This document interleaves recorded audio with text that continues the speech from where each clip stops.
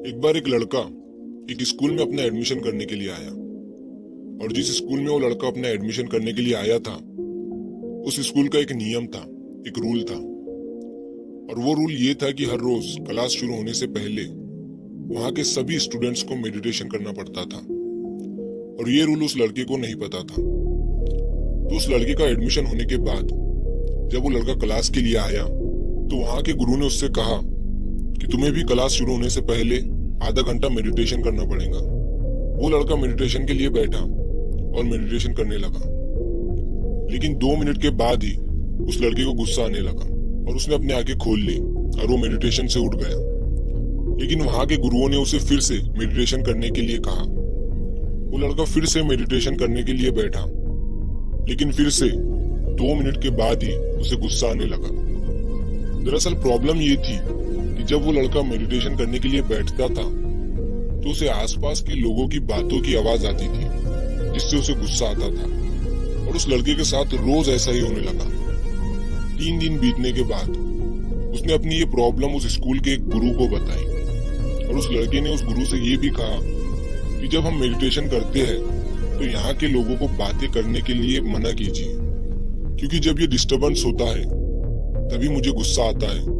और जब मैं मेडिटेशन करता हूँ और कोई मुझे डिस्टर्ब करता है तो मेरा मन उस इंसान को मारने के लिए या डांटने के लिए करता है। इसीलिए मुझे मेडिटेशन करने के लिए शांत वातावरण चाहिए। तो उस स्कूल के गुरु ने उस लड़के से कहा, तुम कुछ भी कर लो, लोग तुम्हें हर जगह डिस्टर्ब करेंगे, तुम्हें अपने गुस्से पर काबू करना पड़ेगा। पर अगर फिर भी तुम चाहते हो कि तुम्हें एक शांत वातावरण चाहिए तो कल से तुम उस नदी के पास मेडिटेशन करना, वहां पर तुम्हें बातों की आवाज नहीं आएगी। वो लड़का अगले दिन नदी के पास मेडिटेशन करने लगा। जब वो मेडिटेशन करने के लिए बैठा तो थोड़ी देर के बाद वहां से एक आदमी अपना कुत्ता लेकर जा रहा था। उस कुत्ते की आवाज से उस लड़के को डिस्टर्ब हुआ और उसे गुस्सा आ गया। और फिर से 3 दिन तक उसके साथ ऐसा ही हुआ। फिर उस लड़के ने सोचा, क्यों ना मैं नदी के बीच में जाकर मेडिटेशन करूं, वहां पर मुझे कोई डिस्टर्ब नहीं करेगा। वो लड़का एक नाव लेकर नदी के बीच में चला गया और वहां पर मेडिटेशन करने लगा। और जैसा उसने सोचा था वैसा ही हुआ। नदी के बीच में उसे किसी ने भी डिस्टर्ब नहीं किया और अब से हर रोज ऐसा ही होने लगा था। वो लड़का अपना मेडिटेशन अच्छे से कर रहा था। लेकिन 1 हफ्ता बीतने के बाद जब वो लड़का नदी के बीच में मेडिटेशन कर रहा था तभी उसे पानी की छपछप की आवाज आई। उसने आंखें खोलकर देखा तो उसे अपने सामने एक नाव दिखी जो कि उसके तरफ आ रही थी। उस लड़के ने उस नाव की तरफ देखकर चिल्लाते हुए कहा, अपनी नाव यहाँ पर मत लाओ, यहाँ पर मैं मेडिटेशन कर रहा हूँ। उस नाव में से कोई आवाज नहीं आई। लड़के ने दोबारा चिल्लाते हुए कहा, लेकिन फिर भी नाव उसकी तरफ आ रही थी और उस नाव ने लड़के की नाव को टक्कर मार दी। अब लड़के को बहुत गुस्सा आ गया था। लड़के ने सोचा, इस नाव में जो भी होगा उसे अब मैं नहीं छोड़ने वाला। और लड़का जैसे ही उस नाव के अंदर गया, लड़के ने देखा उस नाव में कोई भी नहीं था। लड़के का गुस्सा शांत हो गया। इतने में नदी के साइड से एक आदमी भागते हुए आया। लड़के ने सोचा ये नाव उस आदमी की होगी। लड़के को गुस्सा आया और फिर से लड़का उस आदमी पर चिल्लाने लगा, लेकिन वो नाव उस आदमी की भी नहीं थी। उस आदमी ने लड़के से बोला, मैं तो यहाँ तुम्हें ये पता पूछने आया था और तुम मुझ पर ही चिल्लाने लगे। ये सुनने के बाद लड़के का गुस्सा फिर से शांत हो गया। फिर लड़का उस नाव को उस दिशा में लेकर गया जिस दिशा से वो नाव आई थी। लड़के ने ये सोचा कि वहां पर इस नाव का मालिक मिल जाएगा, वहां पर जाकर उस पर अपना गुस्सा निकालूंगा।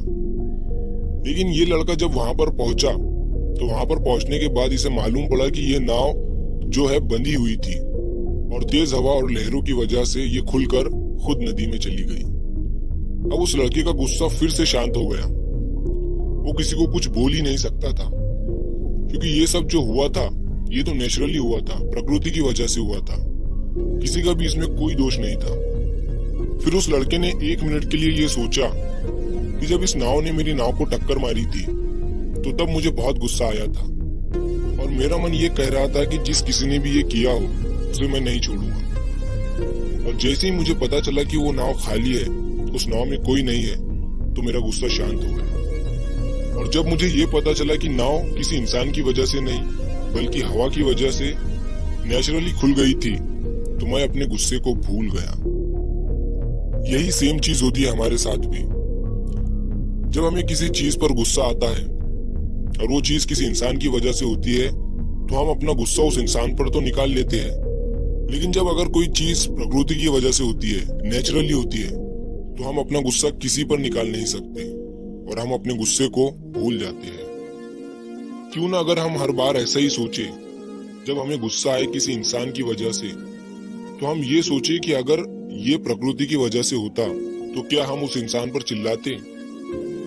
मैंने बहुत से लोग देखे हैं जो अपने गुस्से को जरा भी कंट्रोल नहीं कर सकते और फिर जिंदगी भर पछताते रहते हैं, क्योंकि गुस्से में इंसान नहीं रहता है, जानवर बन जाता है। याद रखिए, अगर आप अपने गुस्से में एक पल के लिए सब्र कर लेते हैं तो आप 1000 दिनों के दुख से बच जाएंगे।